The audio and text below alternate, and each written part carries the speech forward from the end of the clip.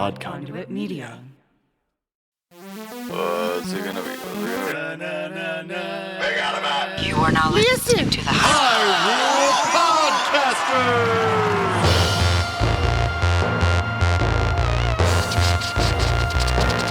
Rumble, rumble.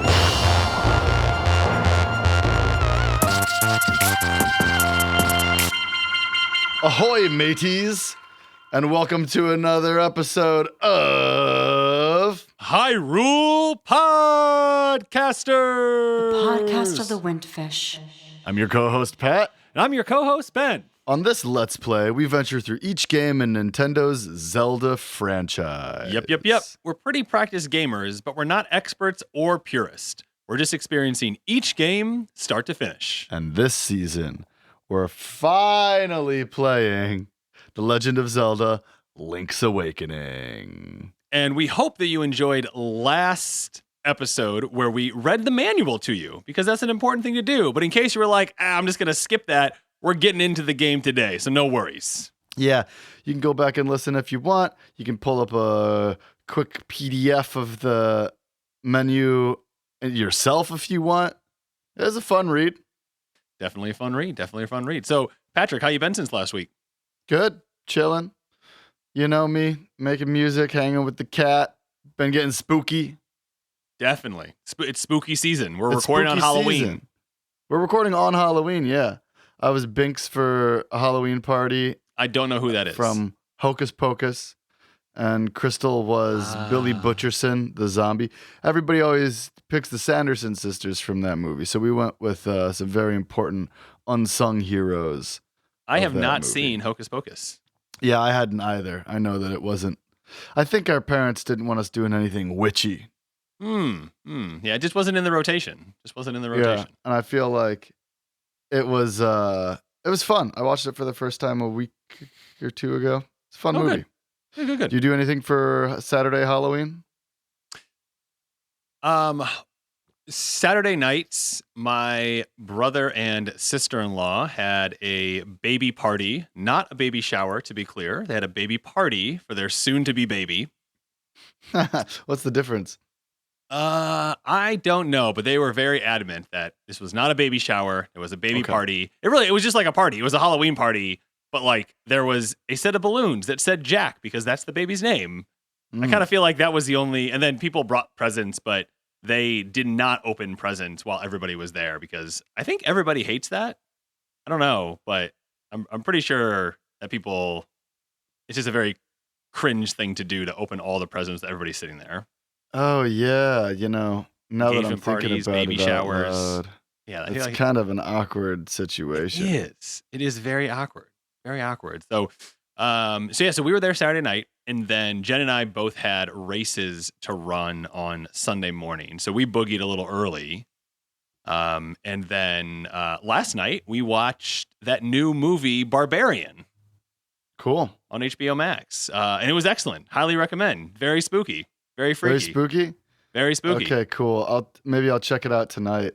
I also saw that Cronenberg's latest movie just came to Hulu. Was it very Cronenbergery? I haven't watched it yet. It's Crimes of the Future, and I saw a movie that he directed named Crimes of the Future that he must have made in college or something. Okay. Years and years ago. Maybe it was his first movie. And it's cool that he's getting a stab at doing it with a Hollywood budget, with a full budget. But it's not, from what I remember, it wasn't super Cronenberg. His last 4 movies have been not all gross. And so for those of you at home, Cronenberg is one of the masters of body horror and of not using CGI to accomplish it. Right. But he has strayed from his terrifying, gory, goopy aesthetic for his last few films. Nice. Yeah. And then tonight, it being Halloween, our local cinema is playing the original John Carpenter's Halloween at the movie theater at 7. And so there's a group of about 16 of us that are headed down that way, including some new friends I met through another podcast called 70mm, I was at a meetup that they had up in Philadelphia over the summer where we watched Back to the Future as, a group of like podcast friends. And I met a few people that were from the area down here. And so I pinged them on Discord and then a couple friends here in the area. And then they invited a few more people. And all of a sudden there's, almost 20 of us going to see Halloween tonight. And there are a bunch of people that are going to get dinner at different places, like in the neighborhood, and like new friend groups getting made up. So yeah, I was very excited. So I'm trying to get a group, like a solid group of people that, maybe like once a quarter, we try and meet up and go to a movie together. And I think that's, I can't commit to like, oh, let's do it weekly or monthly, but like every 4 times a year seems totally reasonable for like a big group of people to try and go to a movie together. I think you should try to do it every day. If anybody fails, then they're out of the friend group forever. That's a good idea. Just remember, friends that you make on Halloween might not be the same people the next day. That is everybody's in disguise. I got my Spider-Man onesie that I'll put on as soon as we're done recording that I got in an estate sale for $1. Very sadly, I made Patrick take it off to put on Zelda stuff since we're recording the video of this. But it's okay. I woke up and put on my onesie. I put this on for work. We can pretend like we can call this work, right? This is totally work. This is a uniform that I had to wear for my shift at the Hyrule Podcasters. Yes, which I didn't make you put on until your work shift started at 1 o'clock your time. Mm-hmm. Yeah, which is very generous of you. We're always trying to think about the worker here at Odd Conduit Media. So, and we're recording a little early because I'm flying to New York on Wednesday. I wish I was flying today so that I could wear my Spider-Man onesie on the plane. Ooh, I bet you get some free beer for that one. Should I do that anyway? Should I wear the Spider-Man onesie on the plane? I don't know. If you're just going from Portland to New York, I think you'll just kind of get like, well, whatever. Right, exactly. That's such a good point. It's funny, I'm playing a show in Brooklyn and I'm playing a show in Connecticut, and I'm definitely wearing pink pants on stage in Brooklyn, and nobody's going to say a word, and I just brought regular jeans to put on stage in Connecticut because last time I played this place, everybody wanted to talk to me about my poofy coat. And I'm just like, you know what? I just want to catch up with my friends. I don't want to have a conversation with every person that comes into this venue. So you're going normcore for that part of the tour? Yes, I'm going normcore for that. I mean, I'll wear something on stage, but the second I'm off stage, it's regular jeans and a t-shirt. Smart. Yeah, well, Patrick, buddy. Why don't you let folks know what we're getting into today? So, Link's Awakening, 1993, the Game Boy. Now, a lot of you have a Switch now, but back in the day, if you wanted a handheld console, you either had to play the Game Boy, which is the OG successful handheld console, or the Sega Game Gear, which used more batteries than every remote that your parents don't know how to use in their house. Correct. Or you could sit really close to an outlet. The cord was only about 2 feet long and play your Sega Game Gear. So, if you're familiar with the Zelda franchise at this point, you would have played the first Zelda, maybe the second Zelda for about 5 minutes before you threw it down the toilet. and then the third Zelda, which was on Super Nintendo as opposed to Nintendo for the first 2 games. Right. And it was just beautiful and colorful and had a lot of characters. And then you might get a Game Boy for your birthday or something and pick up The Legend of Zelda, Link's Awakening. Now, this feels like the first and third Zeldas. It looks like it's top-down view. At the time, the Game Boy's limitations were pretty extreme, and it's totally grayscale with a little green. It's not completely gray. Very limited color palette, though, on the original Game Boy Color. Mm-hmm. About the same amount of music that you could have on the NES.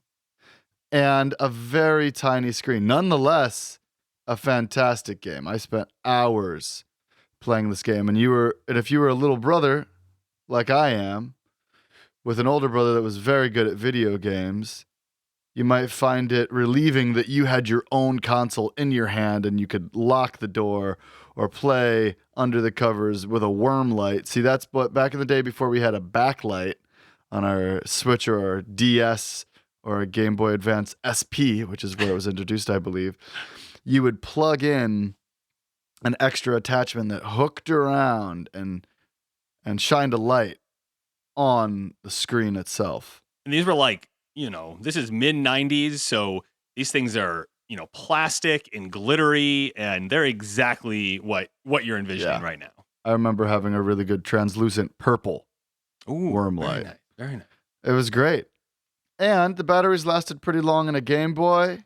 You could just play this game to your heart's content. It's really fun. It's super immersive. The characters are wacky. The trading game is fun. The island is meant to be explored as, all maps in a Zelda game are. We'll get into some more of the details as we play along, but I'm antsy to get started. Great. Well, I think with that, we know what we're starting out with here. We're obviously playing Link's Awakening DX for the Game Boy Color. Came out in 1998. Without further ado, let's jump into it. Here we go. Woohoo! So you pick up your Game Boy, you press the on button, and you're met with restart the game. Tale of the Seas. All right. 3, 2, 1. Here we go. So it's storming on the seas, lightning crashes, this unsettling music plays, and a ship is seen, its silhouette. It's coming to the center of the screen. The music builds, the tension builds. Oh my goodness, Link is now shown climbing up his mast. Oh, and lightning strikes his boat. Fade to white. What happened? We're now on a beach, and there's a woman running across the screen as it pans over.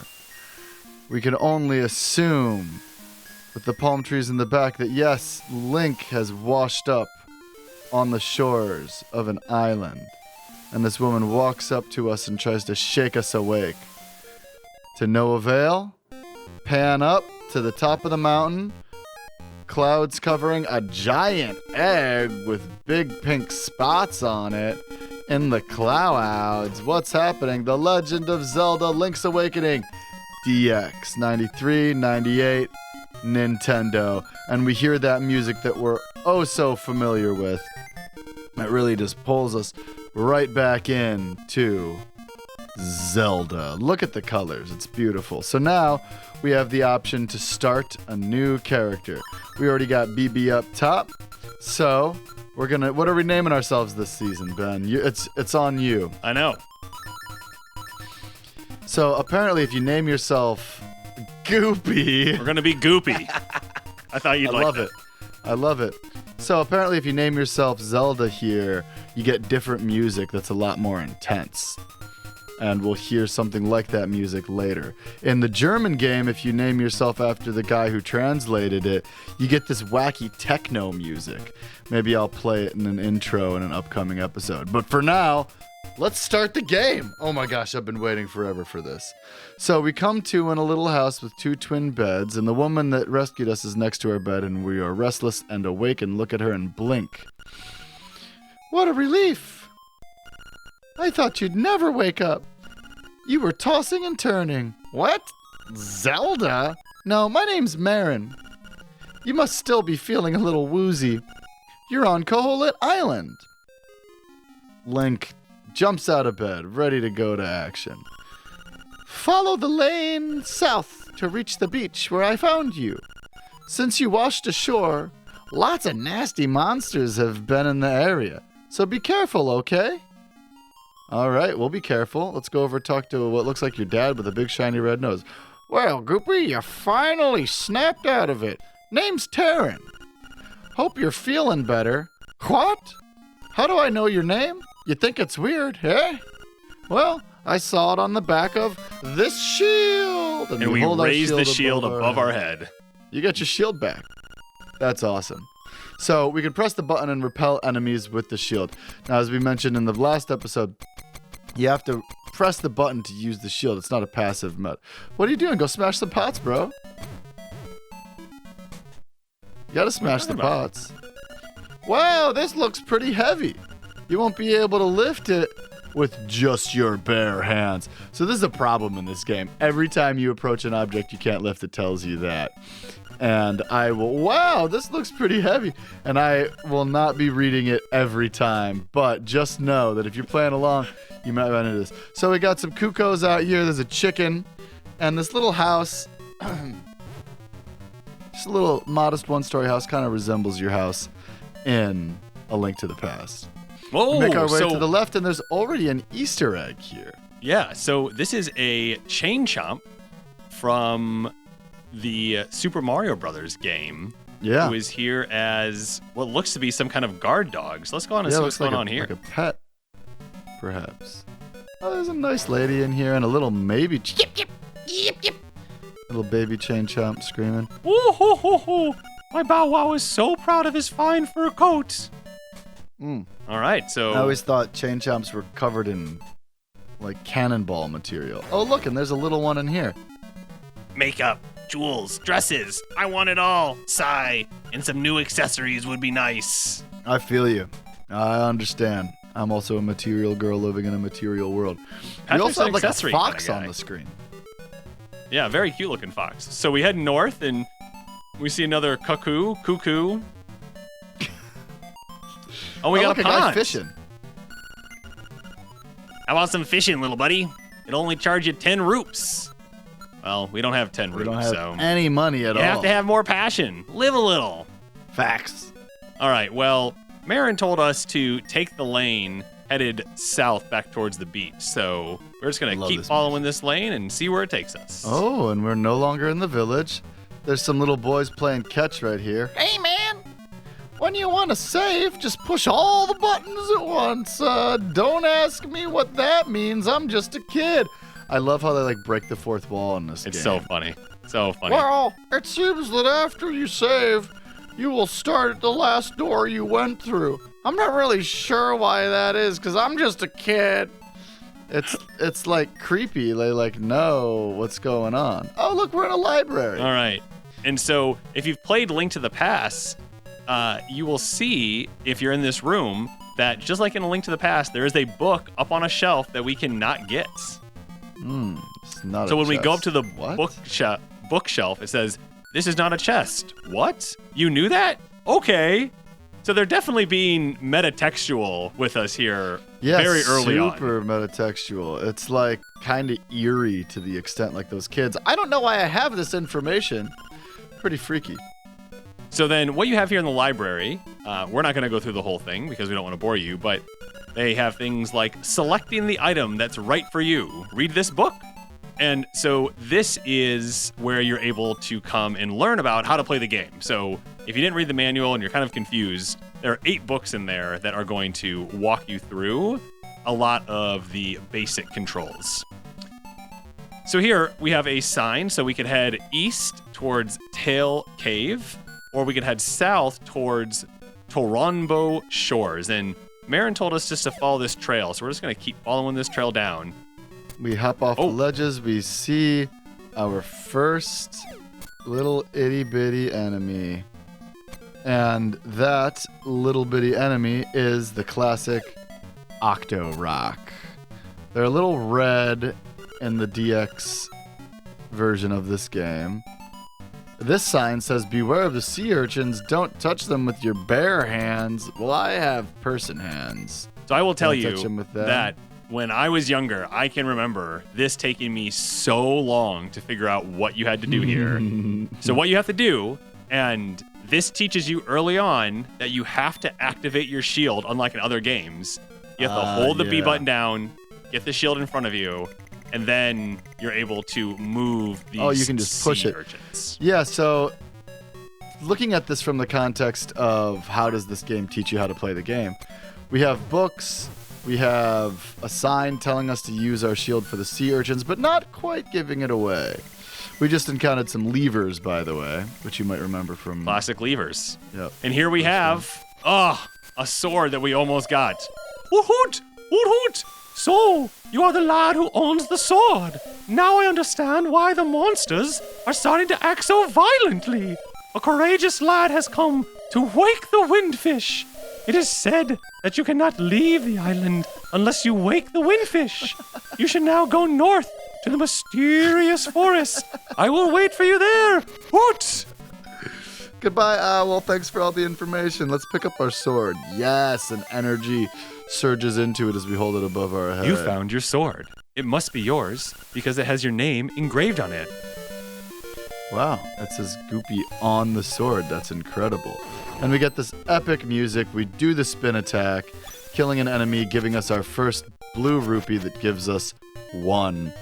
And we can see that the sword and the shield both have L-1 next to it, making us think that we are going to get other levels of shield. Very smart.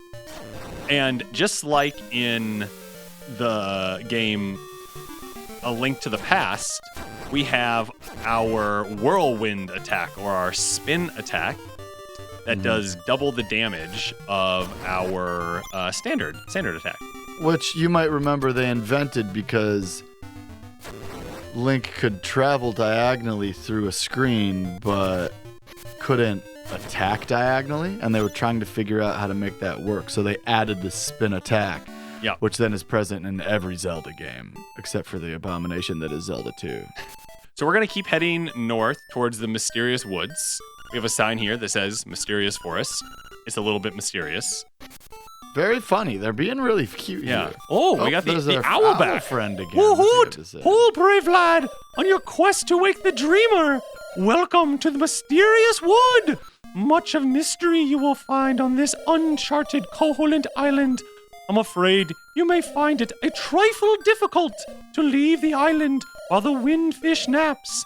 By the by, have you ever visited the Tail Cave, which is south of the village? Go there with the key you find in this forest. The windfish is watching. Hoot hoot!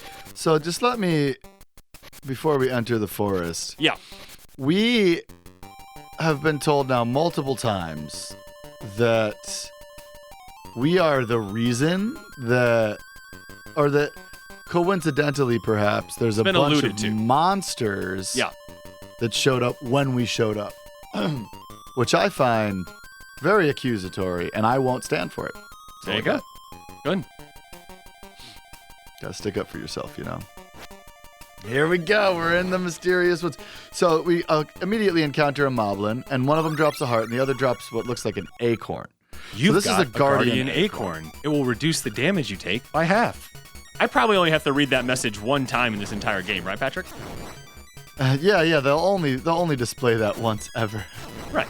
Because why would I need to see it every time I get one? I know what it does. Yeah, and why would you have to scroll through like 4 dialogue boxes every time you pick up an item that's supposed to be helpful? What is this, a raccoon? As a raccoon, my nose is very sensitive to stuff like dust and powder. Okay, raccoon, thanks for letting us know. He's laughing. He's like laughing. You're gonna be lost thanks to me. Okay, now it looks like we're back in the same exact screen, but there's a moblin where the raccoon was. And we got this weird little noise as well. Mm-hmm. And so, if we pull up our map, just has us in the mysterious woods on the same square that we were. No, we've transported like over to the east, right? We've skipped. Yeah. Two squares over to the east. Yeah, we're definitely a different spot. Yeah. So now we have a moblin with a sword and a shield, which Ben, you heard him clanking against. All right, so now I am back where... Yeah, now I'm back where the raccoon is. Okay, so we can't go north there, but there is a tunnel right here. Beware the floors with cracks. A heavy person should not stand on them. Well, we'll see if we're heavy. Oh, so there were eyes in the holes. Pits, and out came another classic enemy, the Keese. Yeah, so we're in a cave now, and, like bats, Keese love being in caves. So I've been slashing some, crystallized... What are those things? I think they're crystallized crystals. You got 50 rupees. Very nice. All right, I'm going to get this next Guardian Acorn and... Oh! And You've got a Guardian Acorn. It will reduce the damage you take by half. drink every time you pick up the Guardian Acorn. More Kool-Aid. All right. Okay, so we encountered the Buzz Blobs. No, those are Zols, right? encountered the Zols. My bad, Yep. my bad. We Yeah. see that we're going to have heart containers again. We can't get to this one yet because these stones won't move. And wow, we this aren't looks allowed pretty to pick heavy. up these. You won't be able to lift it with just your bare hands. Well, that was a new one, so I had to check. Right, it was a skull Oh, on a pot. what's this? Oh, there's a little mushroom over here. That's You cool. picked the toadstool. As you hold it over your head, a mellow aroma flows into your nostrils. I was always like, what is a mellow aroma? You know, like what writing? So we're just going to keep going north here. We go, Oh. Can't go any further north. There's a glitch here that you can use. You can get Yes. hit by the enemy and hop over that Yeah, hole. it's very cool. Mm-hmm. So this game had a couple glitches in the original. I'm not sure if they work on the DX version. We're backtracking right now, by the way. So as we go through the cave, I recall that you could press the select button as you cross into a new screen. You got a this is piece new. of power. You can feel the energy flowing through you. But it ends as And- soon as you move from an underground Right. to an overground. But it would stay if you went screen to screen. Right. So, again, you press select as you enter a new screen, and it warps your character onto the exact opposite end of the screen, which is a really cool glitch to play with. I've beaten the game very quickly that way. In Yeah, fact, that's so cool. I unlocked a really cool weapon. We have left the woods, and here's our first Buzz Blob that Ben will approach and slice. And get zapped if he does. Oh, creepy. Speaking of spooky season, we just entered what looks like a witch's hut. And she's a very classic witch. Double, double, toil and trouble. A toadstool mix makes powder for tricks. Aha. Well, we have a toadstool. Yeah, and we're going to present it. It has the sleepy toadstool, it does. We'll mix it up something in a jiffy, we will. And there's a little rat hopping around. It's all ready, it is. Take care as there's not much there. Why not try a bit in my hut? See, and this is classic. Somebody's selling you something and then getting you to use it for them. You acquired the magic powder. Try sprinkling it on a variety of things. Good job. Use it on your enemies and see what happens. If you run out, go to the forest, pick some mushrooms, and I will make you more. So, as you can see, we've acquired the magic powder. Now I'm going to suggest to Ben that he's re-equip his sword, which is Yes. something that you got to be diligent about. And Ben's going to walk up and slice this Buzz Blob. Oh, he just put powder right on it. Talk to it. Talk to the Buzz Blob now that it has magic powder. It gets like eyes. Hey, man. Try to talk to it again. Don't powder it. You know me. I like short names the best. What the heck? Try to talk to it again. It can display millions of polygons. It's broken. Talk to it again. I definitely need it as soon as possible. Oh my gosh. Hey, man. So it resets. We broke the Buzz Blob. Gave it glasses, and now it's like saying things that sound like emails that you might get if you were working at Nintendo. Just bizarre. I mean, this did come out before the N64, so what are they talking about polygons for? So Ben just blew past a couple moblins. We also encountered a river Zora that was shooting flames at us while we toyed around with the powdered Buzz Blob. And now I think Ben's going to hightail it back to this wacky raccoon because the wacky raccoon said he was allergic to powder. Ben just used powder on a moblin and it caught fire. So hopefully this raccoon doesn't catch fire when we sprinkle stuff on it. Oh, He's going it's crazy. Spinning, bing-bonging around the screen. Bing-bonging. We're just watching. Whoa! Oh, the last thing I can remember was biting into a big juicy toadstool. Then I had the darndest dream. I was a raccoon. Yeah, sounds strange, but it sure was fun. All right, Was that- Marin.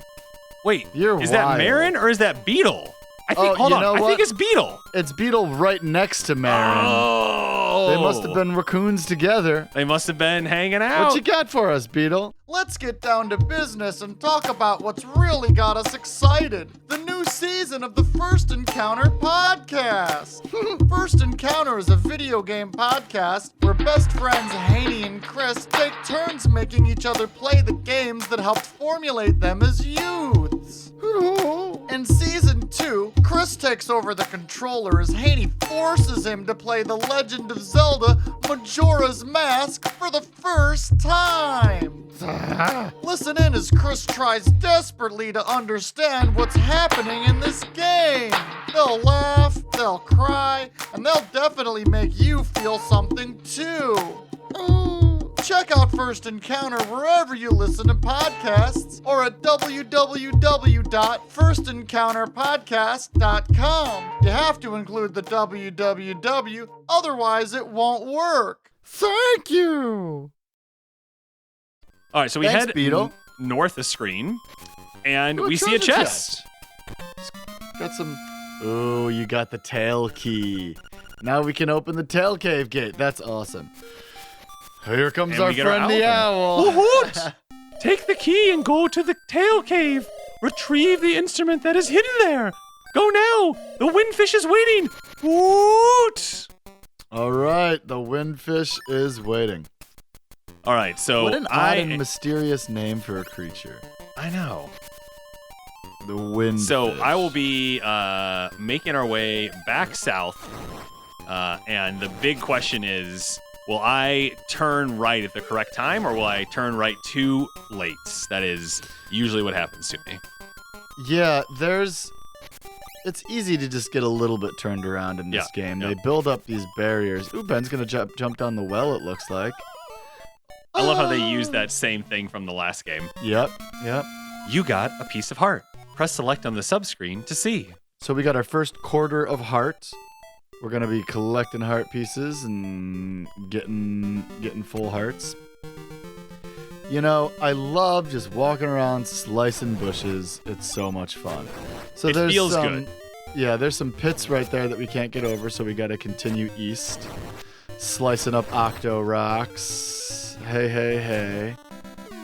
And Ben just kicked an octo rock off the screen. So we approach the tail cave, and it looks like 3 little shrimp-like heads. Ben puts the key in one with the keyhole, and then enters a very modest-looking cave. Level 1. Tail Tail cave. cave. So this is beautiful. The walls are fuchsia. Wow. It looks. There's I've never some played green DX, statues. so this You've is never so- played the DX version? No. Oh my gosh. No, this is beautiful. This is a beautiful game. It is a beautiful game. Oh. And immediately, we see a new enemy that we might recognize from a previous game. Ben opens up. Oh, he went to open a chest but got a Guardian Acorn instead. Now, while the Guardian Acorn does provide a service, it's also just so annoying. And so in this game, we have the compass again, and it's going to show us where keys are, where the nightmare lair is, and this compass has a new feature. A tone will tell you if a key is hidden in a room when you enter, which is a very nice quality of life thing, I have to say. It is a very nice quality of life thing. So Ben, did you get that key in the last room? Yeah, Good. but a key. We just heard the noise in this room right here, Mm-hmm.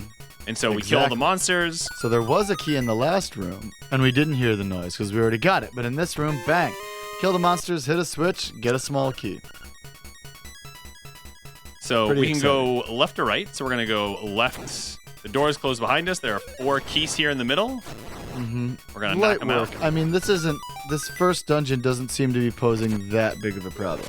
We smash some crystals. We see a bombable wall over to our left, but alas, we do not have bombs yet.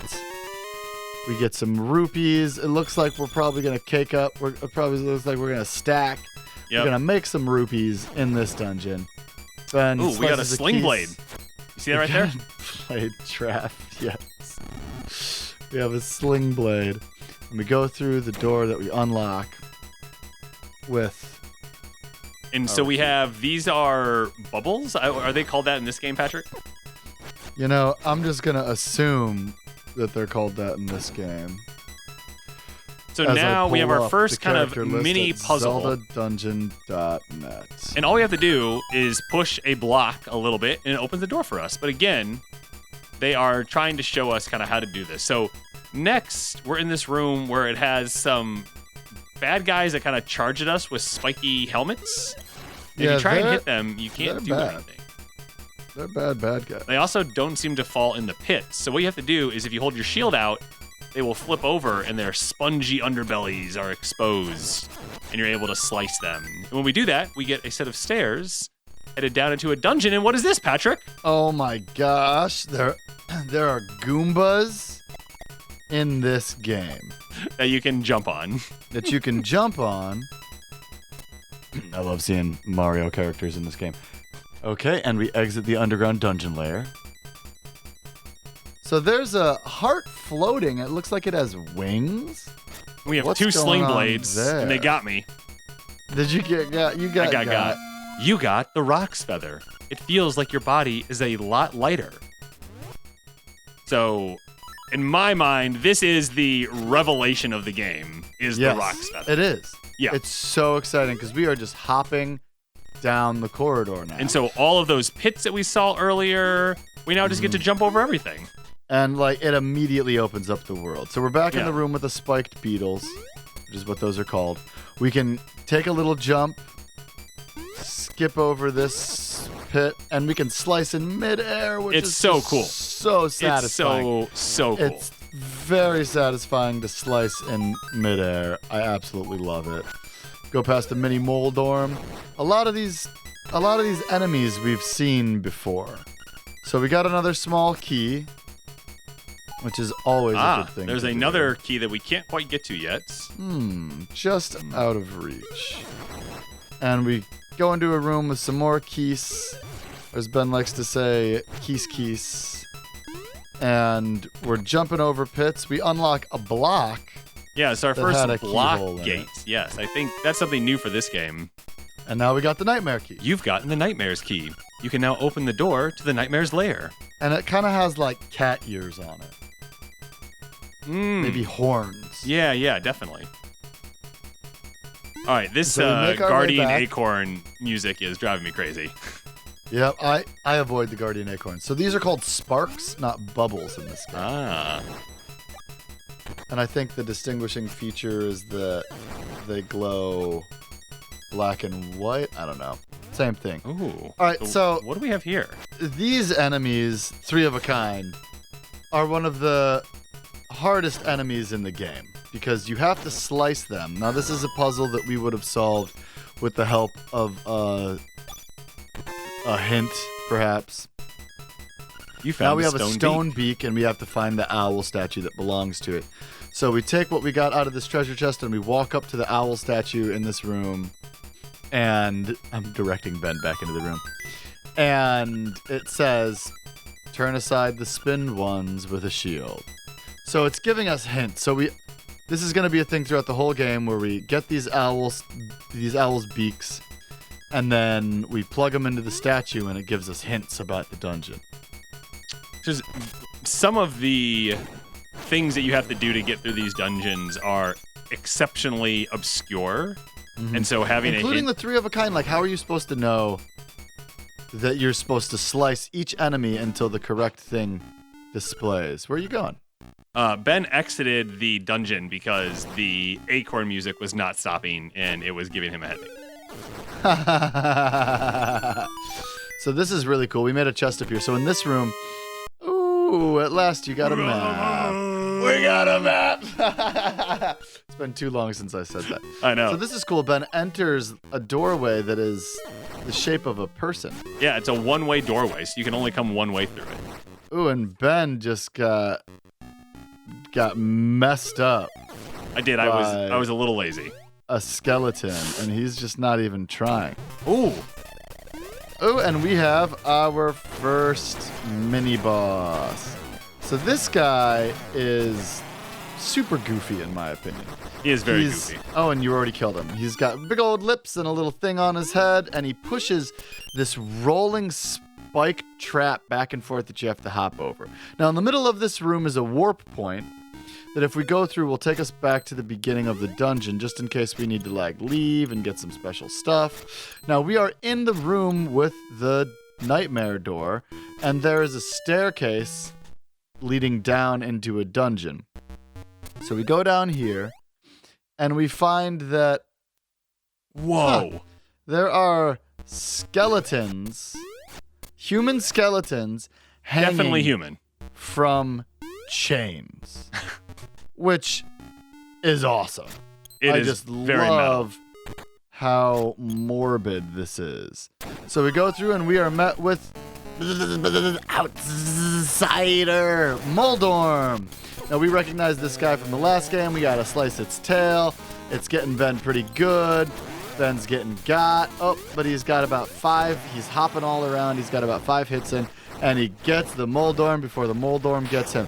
Now, if Ben were to fall off the edge here, the edges are holes, and he would have gone down to that dungeon where all the dead people are. But instead, we walk up and get our first instrument that's on a pedestal. You've got the full moon cello.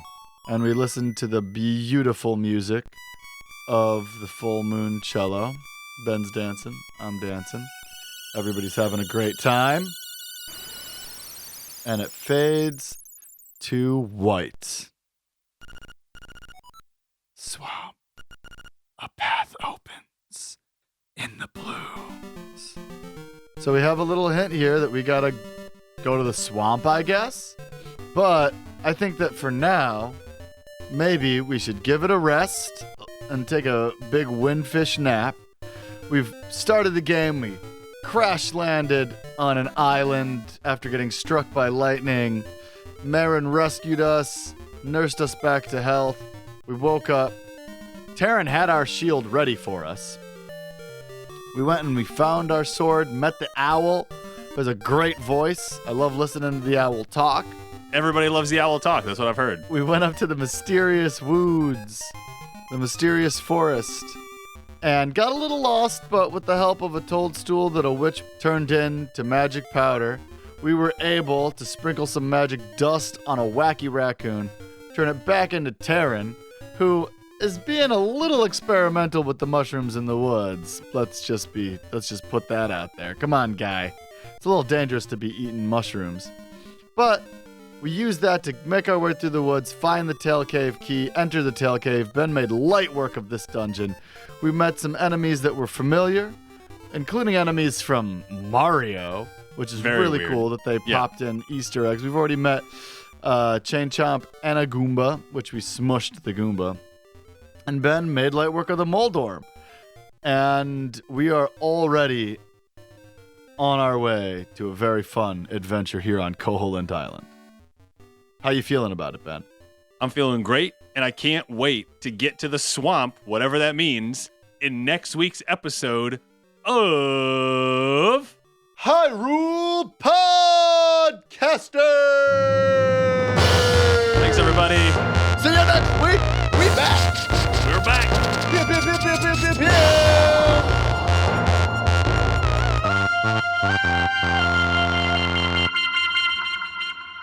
Thanks for listening to this episode of Hyrule Podcasters. Podcast of the Windfish. An Odd Conduit Media production. If you like what you're hearing and want to support us directly, you can head over to our Patreon page.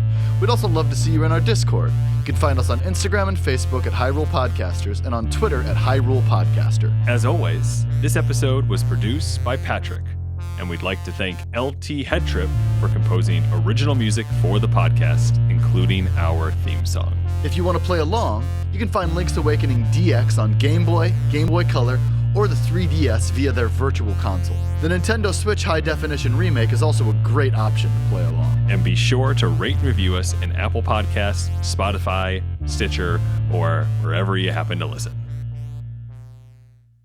And action! I mean, I feel like on this podcast, I've gotten much better about being really good about ums and ahs, and obviously yeah. it's more conversational. For sure. But now that I know that I'm going to have to edit this video, I'm even more Yeah, dude. conscious of it. Now that you're doing some producing, you can feel my pain. Because just like when it's the audio, obviously that's a difficult job for you to do. Sure. But it's just the audio. Right. But if I have to like cut video and audio to match, that is just so much. Yeah, dude. And like the video gets choppy. Whereas this is like, oh yes, I can just cut this. Chop it up! Wasn't just a dream. My dreams have come true. We're finally playing Legend of Zelda: A Link to the Windfish. All right. I'll have to redo that. Odd Conduit Media.